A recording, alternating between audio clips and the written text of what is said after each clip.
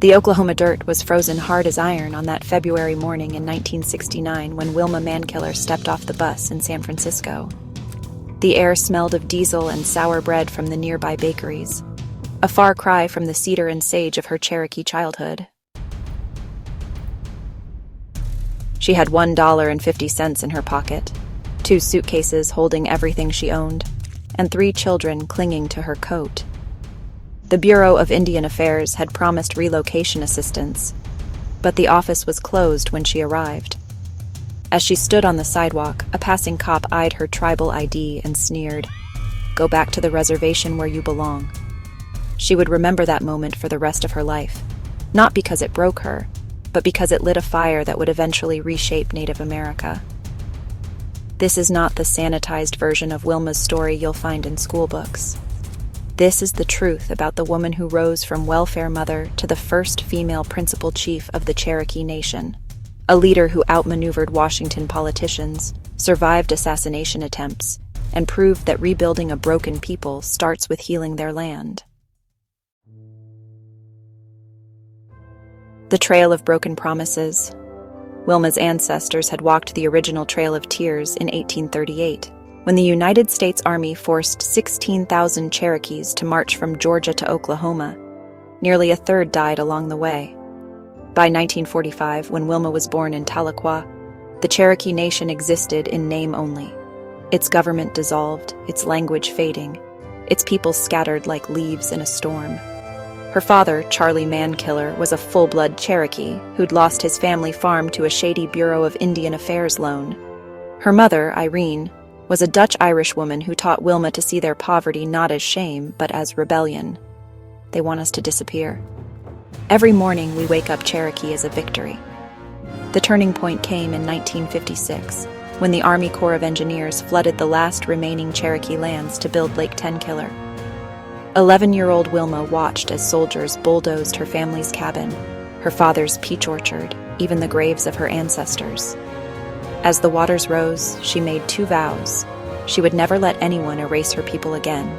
She would learn how the white man's system worked, then use it against him. By 1977, Wilma was living in an Oakland housing project, surviving on food stamps and reading Malcolm X between loads of laundry. The American Indian Movement, or AIM, was occupying Alcatraz just across the bay, and Wilma began sneaking out at night to attend meetings, often bringing her daughters along in strollers. Her breakthrough came when she discovered a loophole in federal grant laws. The 1975 Indian Self-Determination Act allowed tribes to take control of their own social programs, but the Cherokee Nation, still technically disbanded, couldn't apply. Wilma found an obscure clause letting historical tribal entities partner with nonprofits. Within months, she'd created the Cherokee Community Development Department, the first step toward rebuilding tribal sovereignty. Her first project? A 16-mile water line to rural Cherokee homes that the government claimed were too remote to service. When bureaucrats said it couldn't be done, she recruited unemployed Cherokee veterans to dig the trenches themselves.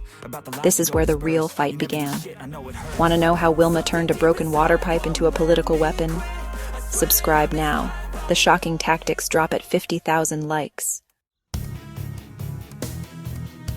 November 1985. As Wilma, now Deputy Chief, pulled into her driveway, a car sped past, spraying her with buckshot. The shooters were never caught, but everyone knew the motive. She'd just exposed a $3 million embezzlement scheme involving Cherokee Nation officials and a Tulsa oil company. While recovering, she received a death threat typed on Bureau of Indian Affairs letterhead. "Resign, or the next one hits your grandkids." That night, she sat at her kitchen table with a .38 revolver and a cup of black coffee, writing what would become the Cherokee Nation Constitution of 1986. A document that restored the tribal court system, created the first Cherokee Environmental Protection Agency, and mandated gender equality in tribal government. When she presented it to the tribal council, an elder protested, "Women don't belong in leadership."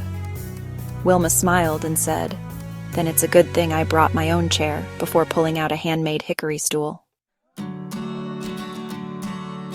As Principal Chief from 1985 to 1995, Wilma didn't just rebuild institutions, she rebuilt ecosystems. The Bellwater Project used traditional Cherokee wetland farming to purify contaminated rivers. The Garden Project turned vacant lots into communal farms that cut diabetes rates by 40%. The Language Revival created immersion schools where elders taught children while repairing watersheds. Her secret? Understanding that colonialism wasn't just about taking land, it was about breaking the relationship between people and place. As Wilma herself said, "You can't heal a people until you heal their land." When Wilma died in 2010, the Cherokee Nation had grown from 55,000 citizens to 300,000. But her true legacy lives in the details.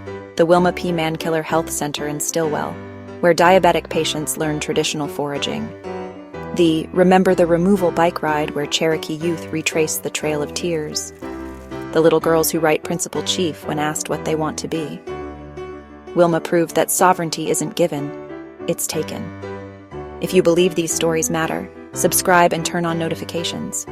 Who should we profile next? The Mohawk ironworkers who built skyscrapers, the Navajo code talkers' forgotten battles?